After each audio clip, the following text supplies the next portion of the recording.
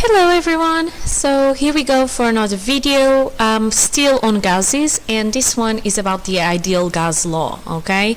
And actually I'm going to use this one. Normally I have these memes all something to do with the lesson, and this one is actually really common misconception, not even a misconception but a common exam mistake, which is doing everything right, but then at this stage where the ideal gas, the temperature needs to be in Kelvin. I mean, there are some stages where you can, for example, in the specific heat capacity, because the change in temperature in degrees Celsius and in Kelvin is the same, so one change of 1 degree Celsius is the same as a change in Kelvin.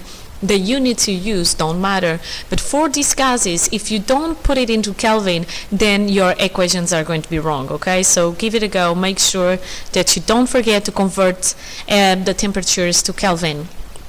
So before I go on the actual ideal gas equation, I'm just going to do this very quick true or false exercise, just to make sure that we don't have any misconceptions. So the first sentence is true. The molecules of a gas are in constant random motion, okay?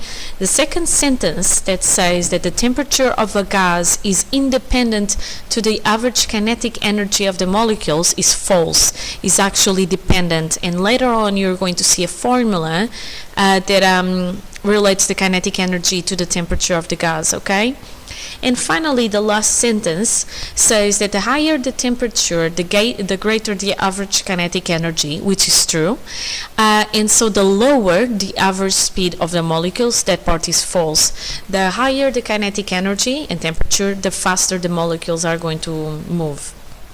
And the reason why I'm telling you this is because before telling you about the ideal gas, I need to talk about this random motion of the gas particles, because we're going to have some assumptions, okay? So this guy, Robert Brown, he suggested that gases always move at a random motion, okay? The way that he did that was because he couldn't see the gas particles, they were invisible, but they were looking at pollen particles, and they seemed to jiggle around, and he couldn't see the reason why. They looked like they were colliding and changing direction, but he couldn't see why. So he did this. We nowadays see the same by observing smoke under a microscope, and this shows that actually this random movement, this bumpy movement, is because the gas just have random motion and collide with each other in the compartment walls, and we call it Brownian motion because he was the one that observed this first. And this is an example, a simulation, and the green part here is the starting point of a particle. This is the end point of a particle, and as you can see, the particle doesn't go from A to B straight away in a straight line. Instead, it's going to have many steps. I mean, sometimes it gets even closer, the other times it's really far away and all that stuff, because each time that you see a difference in a movement is a collision with another particle. And because this is going to be so random, something that could take the particle maybe half of a second to reach from one side to the other may take them hours or even more to get from one place to the other, because they have this random motion, okay? So it's completely unpredictable, random. We don't know where they are going to go after they collide with another particle, okay? So to show you this Brownian motion, I actually have two videos. One to do that shows the experiment that you can do with the smoke microscope, or the smoke cells in the microscope, and the other one, I forgot. I know that I have a reason why there are two videos. The other one is going to explain something that the first one doesn't explain, and I couldn't find a video that would show the two things, okay? So I'm going to put these links in the description so you can see them as well, along with your Brownian motion, okay? So when we are talking about gases, we are going to make some assumptions, and we are going to put these assumptions into the ideal gas equation, okay? So our assumptions are that pressure is going to be exerted by the impact of molecules on the side of the container, that the gases consist of a large number of identical molecules. This is not true at all, but it works, okay? So we're going to say that they are all the same. All the collisions between the molecules and the walls of the container are going to be completely or perfectly, using the exact word, perfectly elastic, meaning they are bouncing, okay? Intermolecular forces are negligible as gravity, so I'm going to forget that gravity is attracting the particles within each other, okay? And gravity is attracting the particles as well towards the ground. I'm going to forget about gravity. Molecules move in straight lines and at constant speed between collisions. This is also not quite true, especially the constant speed, but we are going to assume that in all our equations next, or exercises next, okay? Collision times are again negligible, so I'm not going to even think about the time for a collision, and this is because the collision times are so small comparing with the time in between collisions. I can do this assumption just fine, okay? I'm also going to say that the volume of the gas molecules is also negligible, so I'm not going to think that there is this volume. I do have a problem saying that word. I hope I'm saying it right. Sometimes it goes so well and other times it's just nightmare. So again, they are going to be point particles. And finally, we are going to assume that all of Newton's laws of motion are going to be applicable here without any problems. Now, again, all of these assumptions are assumptions that we are going to do with the ideal gas equation, and also with my last video with the 3 gas laws as well that came up together and made the ideal gas equation. And you also, if you're doing an exam on physics, so if you're using this for your exam, you actually sometimes are asked to talk about some of the assumptions that you do in the exercises. So make sure that you know them, okay? Now, before I tell you about the ideal gas, I need to tell you about this constant, the Avogadro's constant, okay? And that's Na, big N, and then Na. And the actual definition is to define what is a mole, and that's going to be the number of atoms in 12 grams of the carbon isotope C12,6, okay? And that number is going to be 6.023 or 0.22, sometimes you see 0.22 as well, times 10 to the power of 23 moles, okay, or per mole. So this is the number of particles I have in a mole, all right? And again, because I'm going to use this later on in the ideal gas, let me just tell you that a mole is a quantity of substance that contains Na particles, so the number 6.22 times 10 to the power of 23, okay, the Avogadro's number. Molarity, which have units of mole, is going to be the number of moles in a certain quantity of the substance. And finally, molar mass is going to have the units of kilogram. Mole minus 1 is going to be the mass of 1 mole of the substance.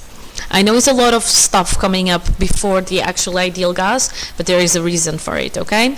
So the number of moles N can be defined by being N, big N, the number of particles, divided by big Na, which is Avogadro's constant. So 6.022 or 23 times 10 to the power of 23 mole minus 1. So that means that the number of moles that I have is the number of particles over the number of particles in a mole. So that makes sense. I can also say that my number of moles N is going to be the mass of the sample in kilograms over the molar mass of the substance. So how many kilograms I have in a mole. And again, kilograms cancel out with kilograms, so I end up by having mole, okay? Alright, so now I can actually go to the ideal gas equation.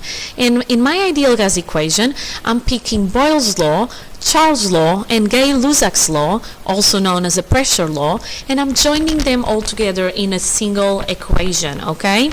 Where my assumptions, the ones that I showed you, are going to be applicable, and I was going to say something useful as well here, and where you have this N, the number of moles, where you can calculate in any way like you did here, okay? In case they don't give you the number of moles, you can use any of these 2 formulas. So the ideal gas equation, it says that the pressure times the volume equals the number of moles times a certain constant times the temperature. So as you know from the last video, and go there if you don't know what I'm talking about with this, from these 3 laws, I knew that PV over T was a constant, and then I figure out what was this constant, okay? So is this number of moles times the gas constant, okay? And this number of moles, so it was because it was always a multiple of a gas constant, and that would be the number of moles, okay? So pressure in Pascal, volume in meters cubed, number of moles which is the number of moles. Gas constant is going to be 8.31, and then the units will be joules, mole minus 1, Kelvin minus 1, and then temperature in Kelvin. Okay, so joules, mole minus 1, and then Kelvin minus 1. That's going to be the units here, because this is the number of moles, so it's in moles. Okay, so this is the units for the gas constant. Now I can also show the ideal gas equation using Boltzmann constant instead. Okay, and Boltzmann constant is going to be the gas constant R for one particle of gas only.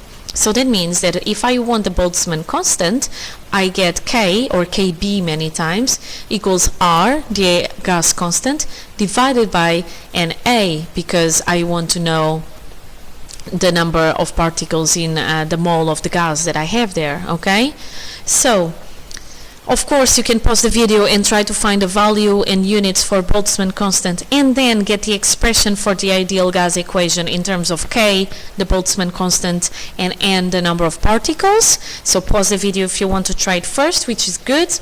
Otherwise, here I come. So for finding the value of the Boltzmann constant, I know that the gas constant is 8.3145, and then I divide it by the number, Avogadro's number, 6.02 times 10 to the power of 23. Look at me not following the number of significant figures here. So that's going to give me, if I do the calculations, 1.38 times 10 to the power of minus 23. And the units will be joule, Kelvin minus 1, because my units of the gas constant is joule, mole minus 1, Kelvin minus 1. The NA is per mole, so the mole minus 1 cancel out with the mole minus 1, and I end up by having joule, Kelvin minus 1. Okay, and then finally getting the expression for the ideal gas in terms of Boltzmann's constant and the number of particles. So I know that the ideal gas equation says that PV equals nRT, therefore my PV equals NKNAT. So where did I get this? R, I substituted here R, made it the subject of the equation, and R equals K times NA. Okay, now I know from a couple of slides ago that N times NA is actually the number of particles, okay, the big N. So you saw this in that bluish slide, right? So if I talk about the particles in a mole times the number of moles, I get the total number of particles. So my equation becomes PV equals N, big N, number of particles, times K, the Boltzmann constant, times T, the temperature in Kelvin, and that's the same as the ideal gas equation, but in using different stuff. Instead of the gas constant and the number of moles, I use the number of particles and the Boltzmann constant. Of course, I use whichever formula that fits to the information that I'm given, okay? And this this expression is actually known as the equation of state, okay? So let's just look at some example. They are giving me the gas constant, and they say calculate the number of moles and the mass of air in a balloon when the air pressure in the balloon is 170 kilopascal. The volume of the balloon is 8.4 times 10 to the power of minus 3 meters cubed, and the temperature of the air in the balloon is 17 degrees Celsius. They give you the molar mass of air, which is 0.029 kilogram mole minus 1, and they want to know the answer. Actually, I should say this question is from AQA, okay? So the solution, again, pause the video if you want to try it first, otherwise here we go. So the solution, first convert the temperature into Kelvin. So I did 17 plus 273.15 if you want, and this gives me 290 Kelvin. Then I use the PV equals nRT, so the ideal gas equation, and I get that the number of moles is going to be 5.9 times 10 to the power of minus 2, okay, and I'm putting here the units, mole. This is because I have the pressure in Pascal. I multiply it by 10 to the power of 3 because it's 170 kilopascal. I have the volume. I don't need to change the volume because it's in meters cubed already. I have the temperature, 290 Kelvin, and I have the gas constant, okay? So I get that the number of moles is 5.9 times 10 to the power of minus 2. Now the mass of air, I have the molar mass of air, and I have the number of moles. So the mass of air, and again, recall this slide in blue where I had these two formulas of N, is going to be the number of moles times the molar mass. So it's going to be 5.9 times 10 to the power minus 2 times how many kilograms I would have in a mole, which is 0.029. This would give me 1.7 times 10 to the power of minus 3 kilograms. Okay, so this is really simple stuff. All right. As I told you, most of the mistakes come from people forgetting to convert units, so be careful with that. And here are some questions. Obviously, this didn't go as well as I wanted, but this is the R, which is equal to 8.31 joule, mole minus 1, kilograms minus, Kelvin minus 1.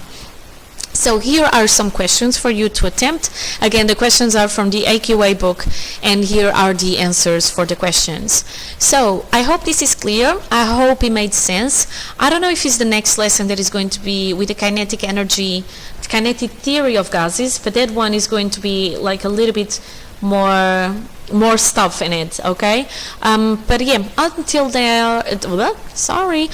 then, be happy and healthy, and see you. Bye.